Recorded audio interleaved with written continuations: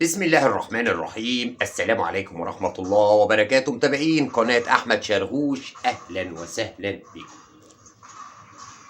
موضوع اليوم حلقة جميلة ومش هتنفعك بس في الصيد، هتطبقها على جميع جوانب حياتك، رغم ان احنا هنتكلم في الصيد، ولكن عنوانها بيقول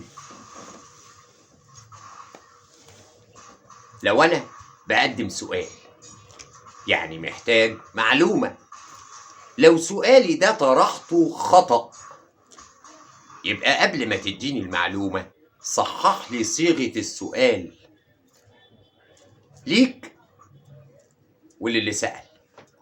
عمري ما هعرف أجاوب صح والسؤال مسؤول غلط، لأن السؤال لو اتسأل غلط أنا هجاوب غلط، لأنها ممكن أفهمه حاجات كتير. عشان كده لازم السؤال يبقى واضح. طب الراجل اللي بيسأل السؤال راجل مبتدئ، إذا أنا من خبرتي أقربه للسؤال الصح الأول، أقول له بتسأل عن إيه، وأحدد له الحاجة عشان أعرف أديله على ضوءها العلاج المناسب. دي أول نقطة قبل الإجابة. فرضا لو لقينا منشط في أي جروبة ما أفضل نوع صنار تسقيط، ننزل بقى على الإجابات. ده راجل مبتدئ يقول اللي يقول، هو كده كده محتاج يتنور، محتاج يفهم. ننزل نلاقي الإجابات على طول، هات صنار كذا وهات صنار كذا وهات صنار كذا وهات صنار كذا، ونقعد نعد في أسماء. هو الراجل ده استفاد إيه؟ طب هو أنت كده حضرتك جاوبت على أساس إيه؟ تسقيط في موسم الشتاء ولا في موسم الصيف؟ في القصر ولا في الغرق؟ طالع على سمكة إيه بالظبط؟ طالع على سمك بقه عظم ولا سمك بقه طري؟ طالع على سمك من اللي بيعجن الصنار ولا طالع على سمك من اللي بقه طري لحم؟ أهم حاجة الصنار يبقى حامي ويشكه. شفتوا الأسئلة دي كلها؟ أنا جاوبت على طول غلط. لما حد يسأل على صنار التسقيط بتشوف الموسم اللي انت فيه، وانت بتسأل على الموسم اللي انا فيه ده طالع بكرة اقول لك تجيب صنار شكله ايه ونوعه ايه ومقاسه ايه، ولا حضرتك بتسأل على صنار التسقيط مطلقا؟ لو بتسأل على صنار التسقيط مطلقا يبقى انا لازم اديك عدد معين من المقاسات والانواع على مدار الموسم الكامل سواء كان صيف وشتاء.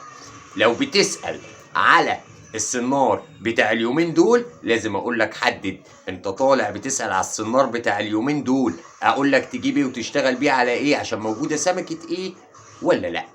عرفت ان السؤال مسؤول غلط وانا اتسرعت في الاجابة. موسم التسقيط ما تقولش لحد على اسم باكو صنار ينزل يجيبه، حتى لو انا ذات نفسي ما بعملش كده. لما حد بيتصل بيا يقول لي يا عم احمد شرغوش طالع بكره مع فلان، اجيب ايه؟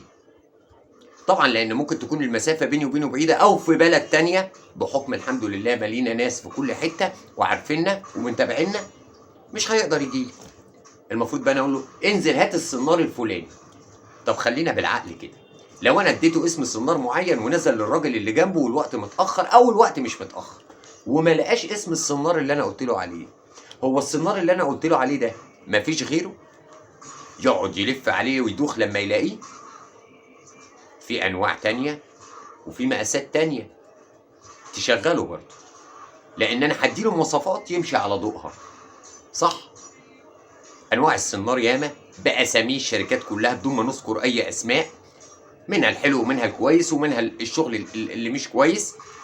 بغض النظر عن كل ده اعلمك الصنار يتجاب ازاي، ده للسمكه، كل سمكه وليها صنارها، واعلمك بعد كده ازاي تشوف من الصنار مواصفات الصنار ده هل الصنار ده صح ولا غلط. يبقى انا المطلوب مني حاجتين. الصنار اولا اتعمل ازاي؟ الصنار اتعمل على بق السمكه، على فم السمكه، حسب تشكيله وتكوينه اتصنع عليه. لو سمك بقه عظم زي الدنيس مثلا عملوا له الصنار يبقى ملوي، كرشه واسع عافي، بخلاف انه حامي مفيش صنار تلم، حتى لو بتشتغل بيه على بطاطا وعفشه لازم السنار يبقى حامي، ده اساس. ليه؟ لان انا لو جبت سنار كفته واشتغلت بيه على الدنيس بيبقى فيه خطأ برضو بسيط، حتى لو بتاخد بيه دنيس برضو فيه خطأ. الكفته حوضه ضيق والدنيس بقه واسع، فبيجري من على البيل من على بقه بيجلي معاك سمك كتير. عشان كده لازم يبقى بكرش وحوضه واسع عشان يعشق معاك وهو جاري في بق السمكه. تاني حاجه عملوه ملوي، لان السمكه اول ما بتتشك بتتف السنار، عفوا في التعبير يعني، بتطلع السنار بره بقها. لازم اشرح لكم البلد. الملوي الحاجه العدله لما تنطلق تطلع بره، يعني لو السنار ده عدل والسمكه اخرجته او تفته بالبلدي من بقها بيطلع. اما الحاجه الملويه لما تيجي تحدفها توصل عكس الاتجاه، فلما الملوي السمكه بتيجي تتفه بيرشق في بقها فبيديك النتيجه المطلوبه. عشان كده اتعمل ملوي، عشان لما السمكه تيجي تطلعه من بقها يرشق في بقها، وعشان الحاجه العدله سهل انك تتنيها. انما الملوي كل ما دنيس يجي يطبق عليه او يعجنه هو بيلف معاه عشان ملوي، زي الحديد الكريتال كده ما تعرفش تملكه لان هو ملوي، فتيجي تلفه ويلف معاك. عشان كده اتعمل للدنيس سنار ملوي كرش واسع عافي. اولا الدنيس مهما كان السنار عافي لو اتملك فيه صح هيجيبه، حتى لو صلب، حتى لو صلب، لانه بيكسر الجراجوله ببقه، دي نعمه مديها له ربنا. هو بس بياخد مع وقت عبال ما الدنيس يطلع لك. واكم خدنا من دنيس في ايدينا وقاطم السنار حتتين وشغالين بافضل انواع السنار، فعشان كده بيدينا وقت عبال ما نطلعه بالسمكه ونسلكها، لانه لو ملكه صح مفيش سنار هيصد عليه. طب لو انا شغال في موسم الصيف، طب لو شغال في موسم الوعر، سمك الوعر بقه ضيق وعايز سنار رفيع وفي نفس الوقت يبقى محمل، عشان في غلطات في الوعر. ممكن اضرب حلوف سويسي 3 كيلو، وممكن اضرب سمكه صغيره، وممكن اضرب جنشور، وممكن اضرب حلبوش. فسنار الوعر له مواصفات معينه، يبقى صغير ما يبقاش كبير، سمك الوعر بقه ضيق، ويبقى حامي وعافي. الغزيله ما بتحتاجش مجهود قوي، زي ما انتوا كده بتجيبوا السنار اللي انتوا عارفينه، هو بيصد في الغزيله حلو قوي لانه حامي ورفيع وابره بيشكها، وهي بقها طري لا بتعجن ولا بتدخدخ. بس ما تجيبش بقى السنار اللي انت بتشتغل بيه على الغزيله تحكم انه يشتغل في الدنيس. هيشتغل في الدنيس في الفليجس، في البلاميس، في السمك الصغير. اما في عز الموسم هتتفرج على السنار بتاعك وهو طالع متطبق والناس بتاخد سمك جنبك. ان شاء الله هسيب لك رابط تحت في الفيديو ده ازاي تشتري باكو سنار، هتتعلم فيه مواصفات السنار المميز، بحيث لو انت جيت لاحمد شرغوش وقال لك خد السنار ده تعرف تميز احمد شرغوش مديك السنار الحلو ولا مديك سنار عشان يبيع. هعلمك في الفيديو اللي تحت ده اسفل الرابط ازاي تشتري باكو سنار ايا كان اسمه، حتى لو كان في كيسه ومش مكتوب عليه اسم شركه معينه. وارد جدا ان انا اشيل السنار البراند احطه لك في كيسه، ساعتها مش هتعرف تميزه ده حلو. ووارد السنار البراند احط لك في علبته سنار وحش، وارد ده ووارد ده. ازاي هتميز ساعتها وانا مديك اسم بس؟ لا، هعلمك تشتري باكو سنار صح. اما المواسم قلت لك عليها، الغزيله من 1 ل5 بتبقى كبيره اللي هي البجروات، والغزيله البلدي الحقيقه مش الصرع، من 1 ل5 بتشتغل بسنار كفته عادي حامي وسلك. عايز تجيبه سلك عافيه سلكه مش عافيه عشان معاه غلطات دي براحتك انت بقى.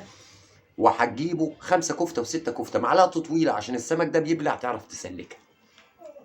سنار الوعر بتجيبه من ال8 ال7 براحتك، ولكن يفضل انه يكون حامي وعافي ومحترم عشان الغلطات اللي في الوعر. سنار الوعر تشتغل بكرش بكفته مش هتفرق.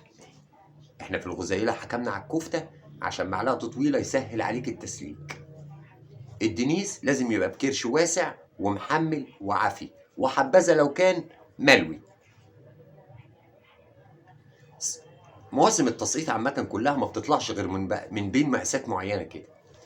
في العفشه والصيف معاك ال9 عشان ايام الظبان من شهر 3، معاك ال9 عشان لما بتخش عليك الموزه، معاك ال8 في الوعر، معاك ال7 في الغزيله في الشهور اللي هي ما فيهاش سمك كبير، معاك ال5 وال6 في ايام عز الغزيل، معاك نمرة 2 و3 و4 في موسم الدنيس اللي هو بيبدأ معاك في التسقيط تقريبا من شهر 2 كده. الفيديو ده كان دعوة مش للمبتدئين، للمحترفين. يا ريت لما حد يسأل على صنار أفضل صنار للتسقيط نقول له المعلومات دي، ما نقولوش اسم صنار ينزل يجيبه، لأن احنا كده ما فدناهوش. الفيديو ده مش عايز حد يزعل مني فيه، كلكم حبايبي، مش عايز أزعل حد. والله العظيم أنا عامله عشان الناس تستفاد ومش عايز أزعل حد، ولو حد هيزعل من الفيديو ده انا برضه هشيره، ولكن بقول لك الفيديو ده مش معمول ليك، الفيديو ده معمول نستفادوا من بعض كلنا.